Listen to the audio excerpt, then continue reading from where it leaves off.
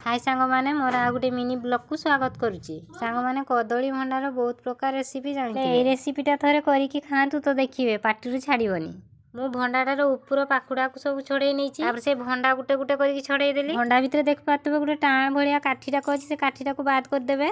सब भंडा को गोटे बेलारे पानी देकी रखिदेवे। से भंडा देहरे टिके लुण पकेइबे। देखि पार्थे सांग माने मु एटी मसला रे नेइची अदा रसुण सुखिला लंका पियाज कटा आउ सरी सब मसला को प्रथम शिଳରେ बाटी नेची। भंडा को जो लुण देकी पानी रो बतरेइतिली से भंडा को छांकी देइची। भंडा को छाणीला परे ताको छोट छोट काटी देइची। तापरे आउ थरे कटा भंडा को लुण देकी आउ थरे सेमती पानी रो देइ देइची। एमती भाबरे करिकि रांधले भंडा टिके भी कसा लागिबो नाही। करेई बसे देइची नेइची सोरिषो तेल तापरे कटा पियाज शीघ्र मौलिबो बोली लुण टिके पकई देइची। तार कंचा लंका दीटा तापर जेतकी मसला तला से मसला को सब ढाली देइची। मसला को भलो भाबरे कसीबा तेल छाड़ीबा जाय। हळदी गुंड लंका गुंड देइची। भंडा को पानी रु छाणी की पकई देइची। भंडा को भलो भाबरे कसीबा तापरे आलू आ बिलाती काटी की रखतिली से सब पकई देइची। सब को भलो भाबरे कसीबा तापरे पानी दबा सिजिबा अनुसार पानी देइकी एबे ढांकी दबा।